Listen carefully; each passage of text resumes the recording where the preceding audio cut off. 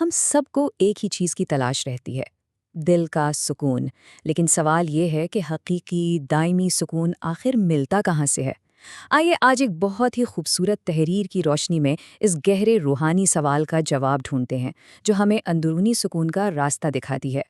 تو یہی وہ بنیادی سوال ہے جس کا سامنا ہم سب کو زندگی میں کبھی نہ کبھی ضرور ہوتا ہے۔ وہ سکون جو عارضی نہ ہو، جو حالات کے بدلنے سے ختم نہ ہو جائے، آخر اس کا سر چشمہ کیا ہے؟ اس تحریر کا جو مرکزی خیال ہے نا، وہ بہت سادہ لیکن بہت گہرا ہے۔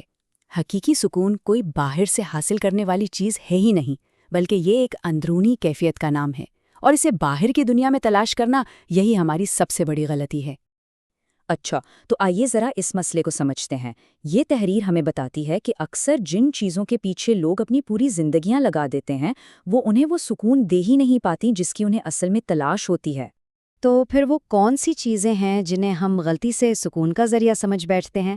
مصنف کے مطابق بادشاہت، دولت اور طاقت جیسی دنیاوی کامیابیاں اکثر سکون کے بجائے الٹا بے چینی کا باعث بن جاتی ہیں۔ ذرا سوچئے، بادشاہت، بے پناہ دولت، ہر طرف اختیار یا ایک بہت بڑا خاندان، یہ سب چیزیں کامیابی کی علامتیں سمجھی جاتی ہیں، ہے نا؟ لیکن مصنف کا دعویٰ ہے کہ حیرت انگیز طور پر یہ چیزیں حقیقی سکون کا راستہ نہیں ہیں۔ اور یہاں ایک بڑا عجیب تضاد نظر آتا ہے۔ ایک طرف دنیاوی چیزوں کی جستجو ہے اور دوسری طرف اس کا نتیجہ۔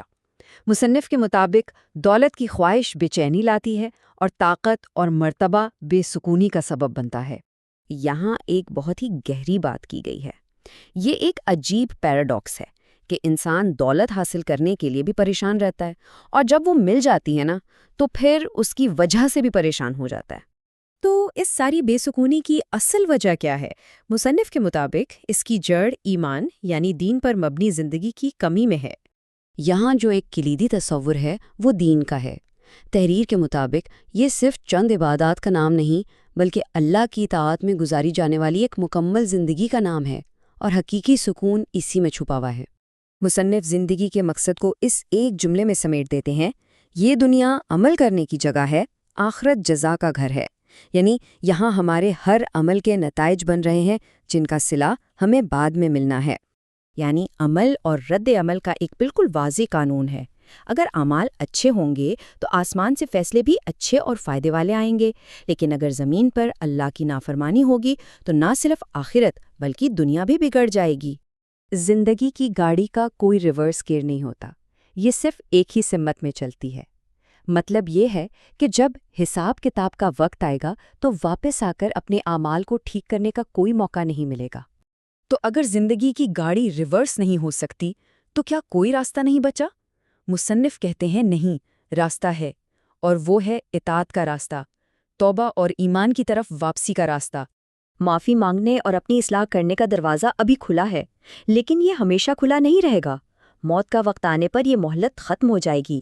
مصنف کے مطابق جب کوئی شخص سچے دل سے توبہ کرتا ہے تو اللہ کی رحمت کیسے برستی ہے، اس کا ایک بہت ہی خوبصورت منظر پیش کیا گیا ہے۔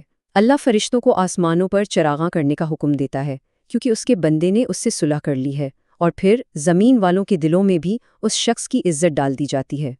تو یہ سارا سفر، یہ ساری تبدیلی، یہ شروع کہاں سے ہوتی ہے؟ مصنف کے مطابق تمام اعمال کی بنیاد اور ہر تبدیلی کا آغاز صرف ایک جگہ سے ہوتا ہے، اور وہ ہے دل کا فیصلہ۔ یہاں سب سے اہم نقطہ یہی ہے کہ ہمارے تمام ظاہری اعمال کا انحصار ہماری اندرونی نیت اور دل کی کیفیت پر ہے۔ یہ اصول اتنا بنیادی ہے کہ اگر دل صحیح راستے پر آ جائے تو سارے اعمال خود بخود ٹھیک ہو جاتے ہیں۔ مصنف کے مطابق تمام نبیوں کا مشن بھی تو یہی تھا، انسانوں کے دلوں کی اصلاح کرنا۔ اور یہ وہ جملہ ہے جو اس پوری تحریر کا خلاصہ ہے۔ جب دل کسی بات کو تسلیم کر لیتا ہے، جب وہ ایمان لے آتا ہے، تو پھر اس پر عمل کرنا مشکل نہیں رہتا بلکہ آسان ہو جاتا ہے۔ تو آخر میں یہ سوال رہ جاتا ہے، کیا ہو اگر دنیا کی سب سے بڑی تبدیلی کا آغاز باہر کی دنیا میں نہیں بلکہ ہمارے اپنے اندر دل کی ایک سادہ سی تبدیلی سے ہوتا ہو؟